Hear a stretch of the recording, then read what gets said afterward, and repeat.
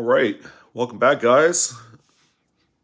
My favorite crowd in the whole wide world. Hope everyone's doing well on your Sunday.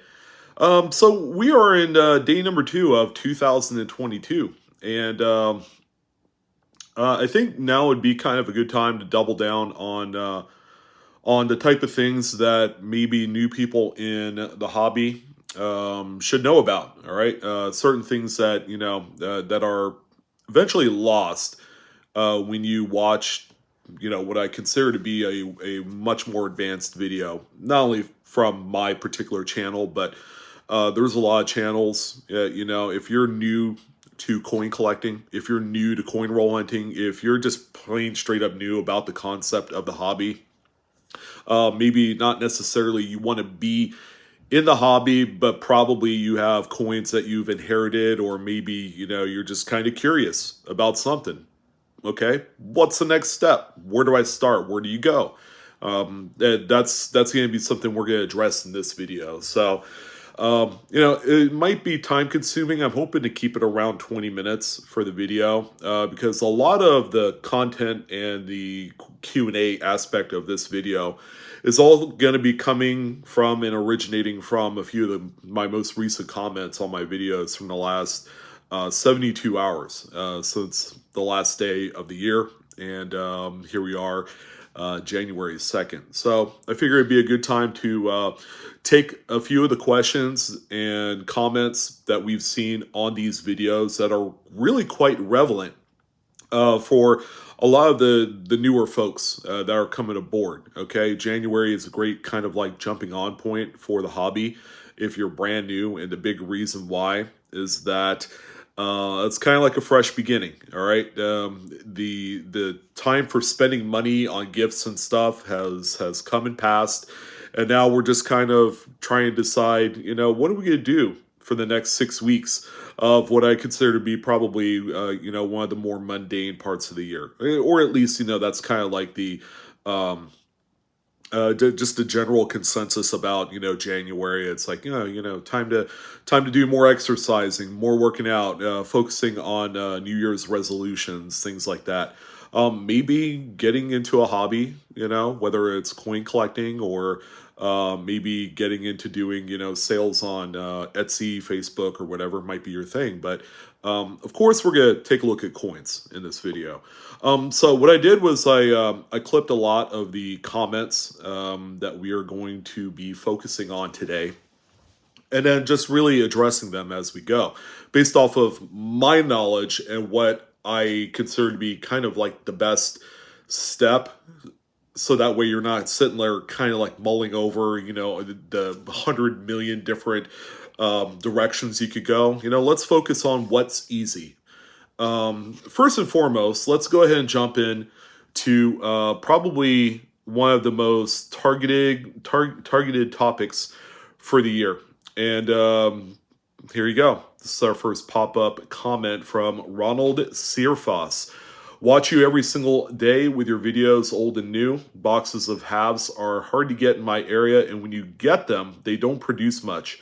Get a lot of NFCs or NFIC, NIFC, sorry, not intended for circulation. Thanks to you, I found a lot of good finds, including a 1918 cent with a retained large lamination, a worn BIE, and offset on the reverse. Shame that it's only about good to good, but it's a neat find. Also, Sean, I found my first RPM. Thanks, man. I really do appreciate comments like this, and I feel like that every time I see comments like this, and I see them more and more. Thank you, Ronald, by the way, for that wonderful comment. I feel like that my work is going into something that's delivering the right kind of information, and it's not like overdone, overbaked, because some people, some content creators can talk about one certain type of thing, like, oh yeah, go out and find this $2,000 coin, and then they'll continue to kind of like just really hammer it into you every single day with these videos about how you can find a coin that's worth this amount of money, this one that's this kind of money, but it's not 100% kind of true or indicative of what the hobby is and what it's all about. Okay, it's not all about top pop coins, things like that. And if you were just getting into the hobby, I've always said that if you're working with little to no extra money to invest in the hobby, I've always said coin roll hunting is probably the de facto go-to activity. And what that really entails is you're going to the bank, you're obtaining bank rolls, all right? You're obtaining full sealed rolls, or maybe they're customer wrap rolls. Okay, those have their redeeming qualities as well. But you're obtaining these rolls. You're paying virtually house money. You're paying, even if you're buying a 50-cent roll of Lincoln cents, you are paying 50 cents for it. You give your teller 50 cents or $1 and they give you change, or you get 2 rolls, or you get a box, whatever. That's why I mean you're playing with house money, okay? And you're just continuously recycling those bankrolls after you're done searching through it. Now, the part of what do I find in these rolls, that's way more of an advanced type of skill, advanced educational level when it comes to errors, varieties like double dies, repunchment marks, things that, Ronald had pointed out. And those are really things that those are learned over time. Okay, there's a lot of resources online that you could go to find out information on this. It's one thing to just deep dive into coin roll hunting and think you got it all figured out without knowing what to look for, as opposed to taking the time to go to websites like the ANA website, the American Numismatic Association, for going to Coin World, going to PCGS, and learning about grading, learning about errors, learning about the series in itself that you're searching through, and then really kind of like identifying from the top down key dates. What does one particular design change look over the other, and what dates do those occur? Things like that. So there's a lot to learn. There's a lot of note taking, and that's something that I pride myself in, is that I got started really early, and then here we are in the information age, the internet age, and I'm able to honestly say that I know quite a bit about the hobby, but there's still a lot to be, known throughout. The many years of doing this, you're always constantly learning. It doesn't matter what educational level you're at. It would just be short-sighted to think that, oh yeah, it only took me a year to figure out coins and tokens and all that great stuff, and then that's it. I'm a pro. I'm an expert. No, it doesn't never ever work out that way, because if it were the case, everyone would be successful, and you would lose a lot of the luster, the shine, with searching and trying to find big marquee coins. So yeah, thank you, Ronald, for that. Let's see. Let's check in. So we have this one right here from Mr. Michael Dunlap. This one was sent over a day ago through, I think, one of my last 2 uploads. And this is a typical question I get quite a bit. So let's go ahead and tackle it. Hey, Sean, I got a few questions for you. If you can, I want you to look at these coins that I'm selling. I just got the right one. Let's see if I got the right ones, I guess. I'm new and my eyesight isn't too good. Yeah, coins are very itty-bitty, tiny, discs of metal. They're small, all right? And, if you do have a hard time with, like, nearsightedness and being able to look at something nearsighted, that can be a little bit tough, even with the help of any sort of, like, glasses or contact lenses that help with that. But what I recommend, if you need more help, you want to know what you have, there are resources that you could send, decent photos. And when I mean decent, I'm setting that bar really low. Case in point, take a look at these images here. I just took these photos right now with my smartphone. Here's one photo that's just a grouping of coins. So as you can see, I made sure, number one, that the lens on the smartphone camera is clean. You'd be surprised at how many people don't actually clean the lenses. Even just use your shirt to kind of clean off the lens of your smartphone. And then try and sit about 6 inches away from your desk, and then just really zoom in, just kind of like, swipe your fingers apart so that way you zoom in close as you can without kind of like making it out of focus, which can be easy to do. But yeah, you could just kind of group all your coins together and make it all nice and neat. You know, they do rows with columns and things like this. So this is like a 3 by 3. So I have 9 coins there. You could all tell what those are. Even before you know, zoom in, you know, especially on our end. So if you had sent these images to, say, the live coin Q&A email, and you want to know more about what you have, you know, if you take a nice clear image with your smartphone, and a lot of smartphones these days, even those that are like 2, 3 generations back, can still take really good photos. And of course, the lighting, use indirect light, make sure it's bouncing off the wall. It's not directly flooded onto the coins. In this particular case, you could see the cast shadow from all those coins going to the left. So that means I had the light at an extreme angle, probably about 40 degrees, bouncing off the wall and then coming back onto the subject matter, and I take a picture. Make sure you're in a nice bright lit area. I'm in my desk with my window shades open, but I still have one single light, and sometimes that's all you need for these. But here's another picture I also did on one singular coin. So you may even find that you're kind of struggling as far as how far away from the coin you should take the picture at, because you don't want it to be a super small, tiny coin in this great big picture. And then when you try and zoom into it, it's all out of focus and it's not clear enough. So in this particular case, I also recommend like a, you know, medium-sized coffee mug turned upside down. Put your smartphone device on there. That's going to be kind of like the best amount of distance between your camera lens and the subject. Keep in mind the lighting, indirect light. Shoot it, you know, at extreme angles that come out this way and not directly onto the coin. You won't get nearly as much of that the white imbalance issues or white balance issues and glare. But you take a picture of the coin from about 5 to 6 inches away. It's gonna be nice and clear. Make sure that lens is clean. Again, please don't make me repeat it. And then what I did on the second image is I actually cropped it so it looks actually larger than it actually is. But looking at this $half, you could tell that the coin was struck through grease. Okay, you had the starburst patterns on the obverse of the coin. And it really helps us out by getting these type of images. And yeah, it took me virtually 30 seconds to take the picture and crop it. And then now it's ready to be sent off to whoever you want to send it to, whether it's on a Facebook group,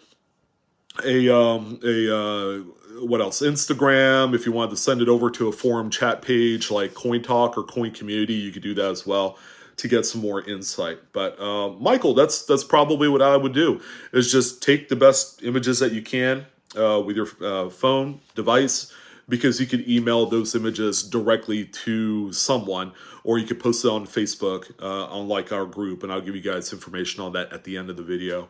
Among a few other things. So we got that one right there. And let's see what the next one is. We have a few of them. All right, well, let's talk a little bit about eBay.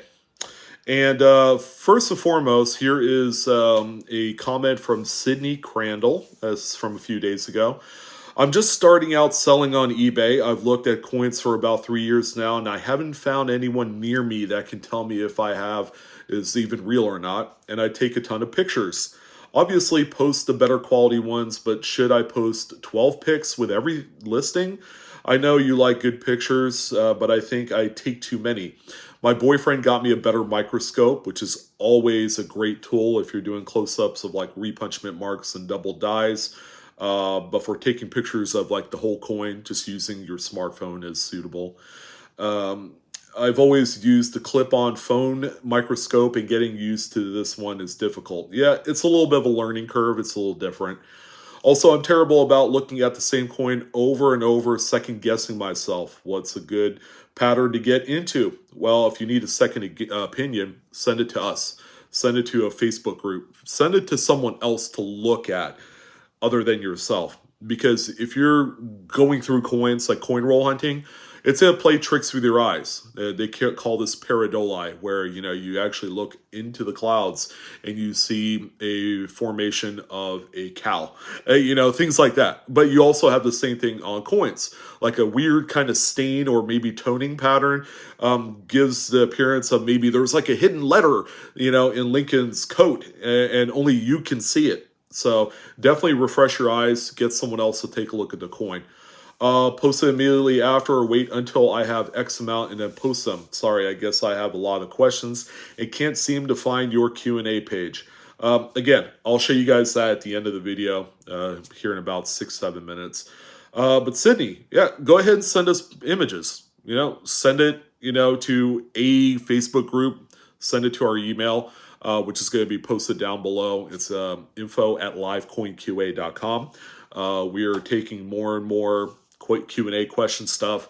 And we have our live event every Monday, except the last Monday of the month. We have a bye week. But yeah, we'll take a look at it and we'll get you the information you need. But the moral of the story is don't obligate yourself into trying to figure out on your own, especially when you're kind of like maybe at the beginning or a semi kind of intermediate level of the educational aspect of numismatics. We're here to help, and so are a lot of other people. All right, so since she brought up eBay, let's go ahead and take a look at a little bit of more kind of like slap in your face, kind of like, this is the reality with eBay. This is from Silver Stuff. eBay takes 13% fee and up to 15% fee if your sales slow down and they place your listings on the last page, which makes it hard to sell your stuff. If you're shipping your coins on a standard envelope, make sure to not include heavy coins like $50 or dollar coins, because once USPS runs them through their sorting machine, they will damage the envelope and your coins will end up on the floor and they won't even bother to investigate where did those come from. You'll be better off shipping them first class envelope, which starts around $3 if you're not risking your coins and your money for trying to do it cheap on standard envelope. Okay, so here's the misconception. If you send it in a plain white envelope and you any eBay's shipping, that it's going to go through the sorting machine. That is false. Okay, any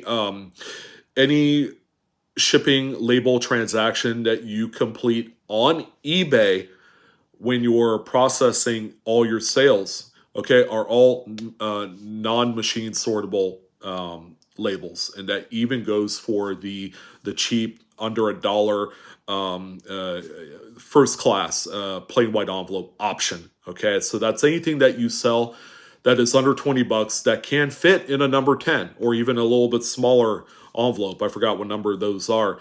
Those are non-machine sortable.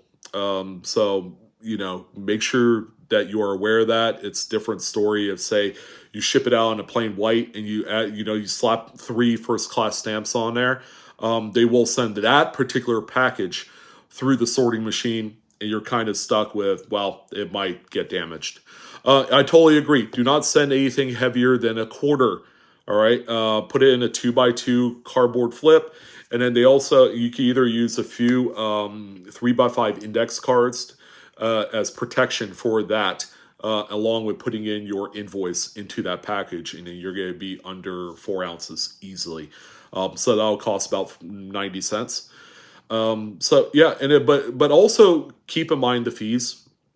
It's 13.5% if you're established in eBay and you're kind of like a top seller or whatever that is. It can go up to 15% if you haven't sold anything, if you're brand new, or if they slow down, your sales slow down. But also keep in mind, it started last year already, but the IRS reporting is anything $600 or more total sold. All right, and that's either through PayPal, through eBay, whatever the case may be. Although eBay does not transact the final kind of like stuff through PayPal anymore, it's all done internally through the eBay side. Anything that you sell like on Facebook Marketplace and then you get the money into PayPal, that's a completely different story. You also have to kind of manage that. Make sure you keep your total sales for the year Under $600 if you're doing goods and services. Okay, the IRS tracks this stuff. Do not skip steps. But yeah, just keep in mind anything over $600, you will get a 1099, either NEC or a 1099K form at the end of the year, or in January rather. So make sure you're aware of that. But let's see, let's go to the next thing. Well, we're kind of almost done here, so let's go ahead and take a look and see what Travis Carpenter wrote. Happy New Year to everyone who reads this. May the New Year's bring you health, happiness, less stress, and great finds in those roles we love to hunt. And tell someone close to you that you love them, because you never know what's next. I couldn't agree more. I lost my dad in September of 2005, and I beat myself up. Like, man, I wish I were there. During his last moments, he just had back surgery and had a blood clot in his leg, and that was it. And he left, and I didn't know until either that night or the next day, because I was living in Florida at the time. But yeah, I think one of the things I regret, and I know he's listening. He could call me funny, I guess. I believe in that stuff. But I know he's listening. He knows, and he doesn't take it personally that I wasn't there to say goodbye. But, the people that are around you, that you do care about, friends, family, other loved ones, yeah, make sure you reach out and say, hey, I've been thinking about you.